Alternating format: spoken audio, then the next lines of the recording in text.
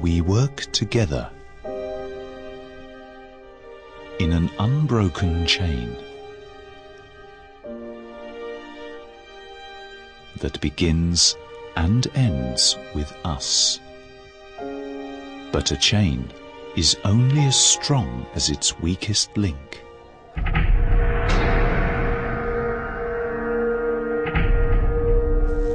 On the 3rd of February 2009 at Shah Field, a vital link in this chain was broken.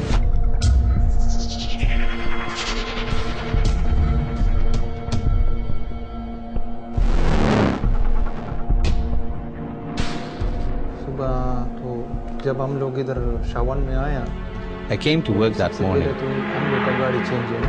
I saw my friend Ramesh feeding the birds. The rest of my colleagues were busy in the workshop. No one was expecting the foreman Tariq to call us to help him at the pit. Hi, good morning everybody. Come, let us go to your van. Please come. The foreman told us to come and finish a small job and we would do the permit later. The team set off, without a permit, to work in a hazardous area. This was a deadly shortcut. It was to be their last journey. Hydrogen sulfide, commonly known as H2S or rotten egg gas, is invisible, heavier than air, and deadly, even at low concentrations. Ramesh descends into a toxic death trap. Ramesh was told to go down into the pit and fix the rope that had slipped off the valve. Then I saw him climb up the ladder to the second and third step, and then he fell down.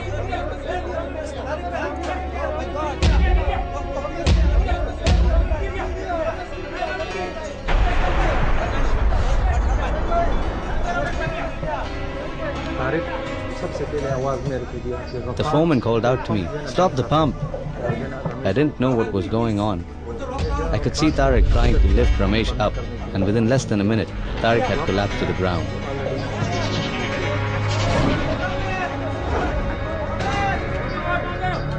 Panic takes over. Kabir rushes down into the pit. Mustafa leaps down the other side, but the men have less than a minute of exposure to H2S before they fall unconscious.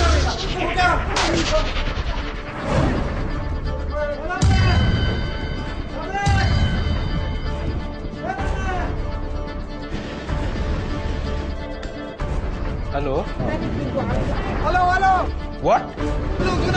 Shabash, jaldi karo! Shabash! Kilometer 58? Okay, I'm just coming now. Hello. Hello, there is a accident kilometer 58. Please initiate the siren immediately.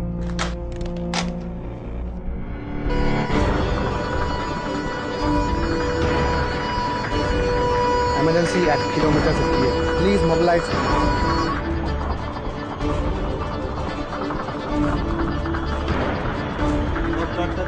And everyone was shouting, "There is gas, there is gas." I was afraid, but I knew I had to help them. When I reached to that location, I immediately came to know this accident is because of H2S. And I saw Sabar already there trying to lift Mustafa. It was really shocking to see all of my foremen and my labor lying on the ground. I was lost for a moment. I really felt that how this has happened as such. It was a big shock for me.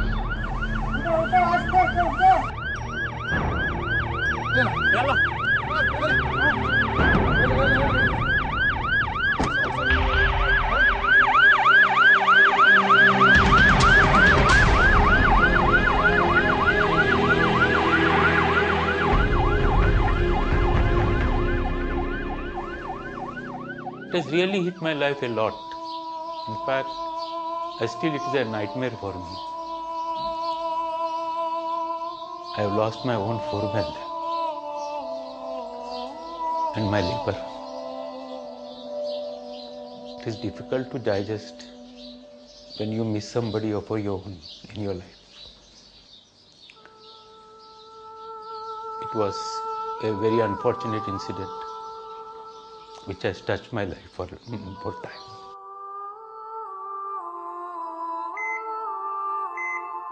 I did not know that H2S gas killed my friends. If I had known this terrible fact, I would have jumped into the pit and tried to save them. I miss my friend so much. That is why I keep a picture of his son to remember him.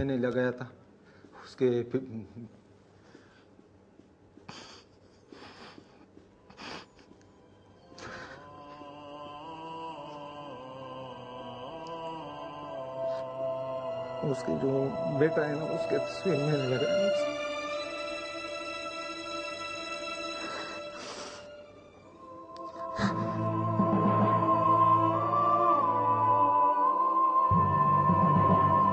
I've just been informed that we had an incident at Shah, and unfortunately very sad news. 3 of our colleagues and the contractor have passed away due to exposure of the H2S.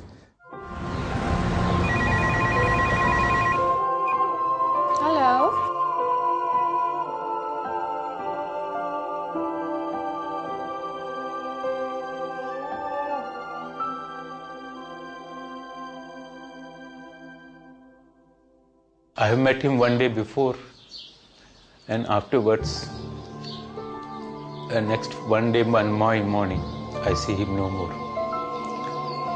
Which we have stayed together for so much time, it's very difficult to come to a situation that you feel that he is no more.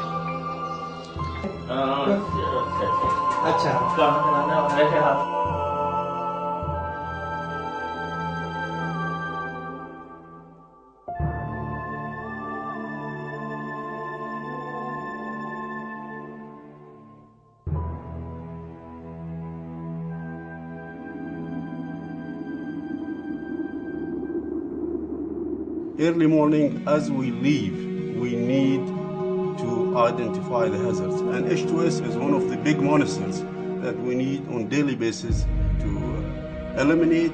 If we cannot eliminate it, we need to control. And above all, if we cannot, we need to protect ourselves and protect our employee. Each individual in the field has been provided with H2S detector. Even the contractors, even the laborers, even the drivers. What are the risks we will be involved in this job first of all? H2S, hydrocarbon, oxygen.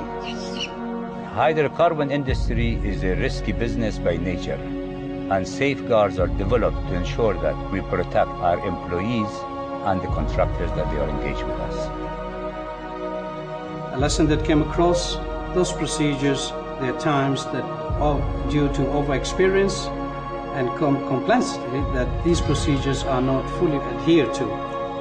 And this incident is one that should never be repeated again and should not happen again to our operation. We shouldn't be encouraging shortcuts. Shortcuts, unfortunately, are long cuts, and people are hurt. Keep people being aware on the H2S and the consequences of having this gas is released. Also keep training. That's an important part of our business. Training, training, and training. Okay, tighten from the arm. Just pull backward. Huh? Gentlemen, we must remember that we work in oil industries. There are rules and safety rules available, and we must follow these rules.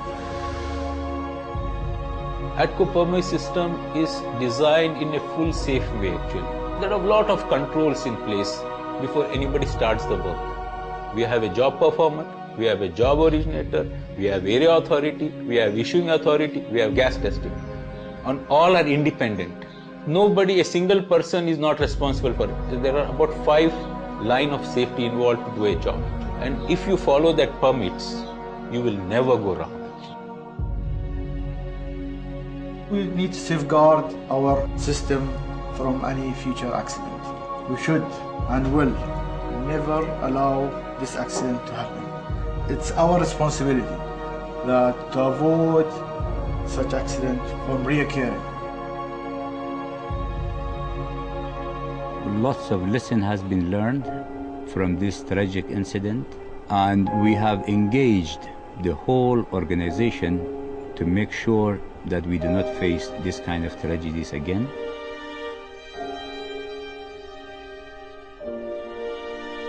We understand our lives by looking backwards. but we live them forward. So we keep moving onward, never forgetting those who have passed, because their memory will inspire a safe future. We will remain an unbroken chain, linked together and dependent, safeguarding what we value most: our lives, our families, our colleagues, our company, and our future.